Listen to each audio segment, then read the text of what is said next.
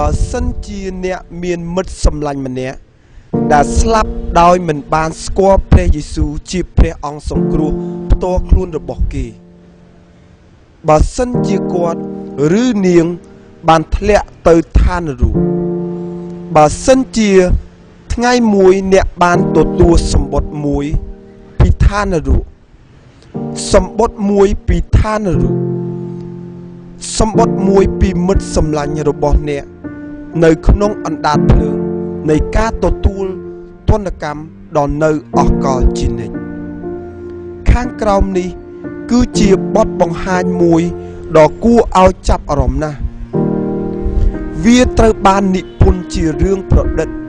ដោយសិស្សនៅវិទ្យាល័យម្នាក់ឈ្មោះតារាផ្ញើទៅកាន់មិត្តភក្តិម្នាក់ឈ្មោះរ៉ូម៉ានីទោះបីជារ៉ូម៉ានីមានឱកាសជាច្រើនដងដើម្បីប្រាប់តារា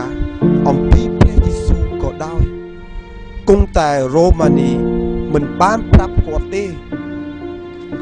ពួកគេជាមិត្តសម្លាញ់ល្អបំផុតពួកគេបានលេងបាល់ទាត់ជាមួយគ្នាពួកគេរៀនថ្នាក់ជាមួយគ្នាពួកគេបានធ្វើពិធីជប់លៀងជាមួយគ្នាពួកគេបានចែករំលែកជីវិតរស់នៅរបស់ពួកគេទៅកាន់គ្នាទៅវិញទៅមកប៉ុន្តែមានរឿងមួយដែលរ៉ូម៉ានីបានលាក់បាំងពីតារាគឺជាទំនាក់ទំនងតួខ្លួនរបស់គាត់ជាមួយព្រះយេស៊ូវគ្រីស្ទរឿងដែលនៅសល់គឺសាមញ្ញហើយគួរឲ្យទុក្ខសោកណាស់ស្រាបៀរមិនសូវច្រើនប៉ុន្មានការបើកម៉ូតូមកផ្ទះដ៏ជាសោកនាដកម្មមួយការបើកម៉ូតូបុកគ្នាសេចក្តីស្លាប់បុណ្យសពសម្បត្តិមួយនេះគឺជាសម្បត្តិនោះសម្បត្តិមួយពីឋាននរក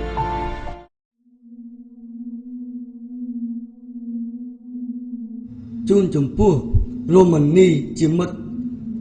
សម្លាញ់ថ្ងៃនេះខ្ញុំបានស្លាប់វាគឺខុសប្លែកមែនទែនពីអ្វីដែលខ្ញុំបានរំពឹងទុកអ្នកដឹងទេខ្ញុំតែងគិតថា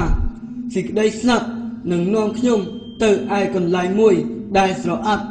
ហើយមិនច្បាស់ប៉ុន្តែផ្ទុយទៅវិញកន្លែងនេះច្បាស់ណាស់វាពិតជាងជីវិតរបស់ខ្ញុំនៅលើផែនដីខ្ញុំអាចគិតខ្ញុំអាចនិយាយ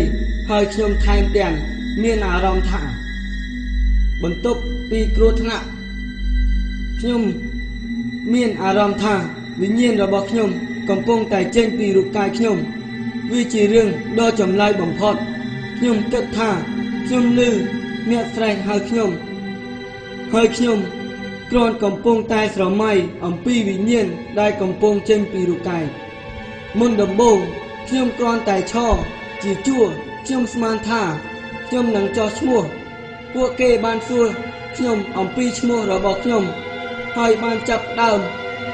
មើលក្នុងវត្ថុនេះដែលពួកគេហៅថាបញ្ជីជីវិតទោះបីជាយ៉ាងណាក៏ដោយខ្ញុំដឹងថាពួកគេក៏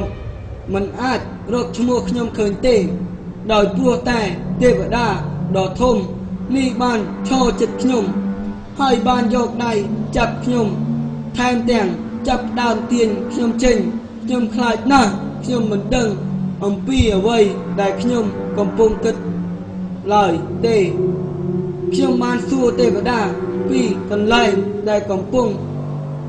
យកខ្ញុំទៅប៉ុន្តែពួកគាត់មិនឆ្លើយសោះដូចនេះខ្ញុំបានសួរគាត់ម្ដងទៀតនៅចុងក្រោយគាត់បានប្រាប់ខ្ញុំថាមានតែអស់អ្នកណាដែលមានឈ្មោះកត់ទុកក្នុងបញ្ជីជីវិតប៉ុណ្ណោះដែលអាចចូលទៅក្នុងឋានសួគ៌បានហើយអស់អ្នកណាដែលគ្មានឈ្មោះកត់ទុកក្នុងបញ្ជីជីវិតកាត់ទោសទៅក្នុងឋាននរកជារៀងរហូតខ្ញុំបានខ្លាចណាស់ទេវតាបានបោះខ្ញុំទៅក្នុងកន្លែងឃុំឃាំងដែលជាកន្លែងដែលខ្ញុំកំពុងអង្គុយរងចាំហើយគិតរយៈពេលយ៉ាងយូរតើចង់ដឹងព ពីអ្វីដែលខ្ញុំបានគិតទេ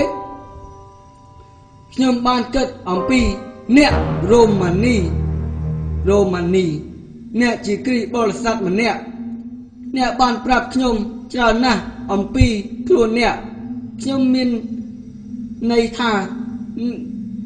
យើងបាននិយាយអំពីវាពីរបីដងខុសគ្នាថ្ងៃនេះស្រីលក្ខបានលើកវាមកនិយាយហើយអ្នកបាននិយាយបំបែងដានលោកគ្រូសុខា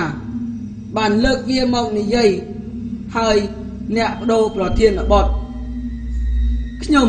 ចង់មានន័យថាវាបានកើតឡើងមុនខ្ញុំមានគ្រោះថ្នាក់ចរាចរណ៍បាត់សំណួរដែលខ្ញុំមិនអាចគិតបំភ្លេចនៅក្នុងគំនិតរបស់ខ្ញុំគឺនេះរ៉ូម៉ានីហើយអ្វីបានជាអ្នកមិនដែលប្រាប់ខ្ញុំរបៀបដើម្បីក្លាយជាគ្រីស្ទបរិស័ទម្នាក់រ៉ូម៉ានីអ្នកនិយាយថាអ្នកជាមិត្តសម្លាញ់របស់ខ្ញុំប៉ុន្តែបើអ្នកជាមិត្តសម្លាញ់របស់ខ្ញុំអ្នកនឹងប្រាប់ខ្ញុំអំពីព្រះយេស៊ូវហើយប្រាប់ខ្ញុំពីរបៀបដើម្បីរួចផុតពីកន្លែងដ៏អាក្រក់នេះបាត់ហើយរ៉ូម៉ានីខ្ញុំដឹងថាបន្តិចទៀតខ្ញុំនឹងទៅទីនោះខ្ញុំអាចមានអារម្មណ៍បេះដូងរបស់ខ្ញុំកំពុងតែឌុកដាក់នៅក្នុងទ្រូងរបស់ខ្ញុំទេវតាបានជ្រើសរើសយកខ្ញុំដើម្បីបោះទៅក្នុងឋាននរកហើយពួកគេកំពុងតែដើរចុះមកកាន់ខ្ញុំហើយខ្ញុំអាចឮសូរសំឡេងចំហៀនជើងរបស់ពួកគេខ្ញុំបានឮ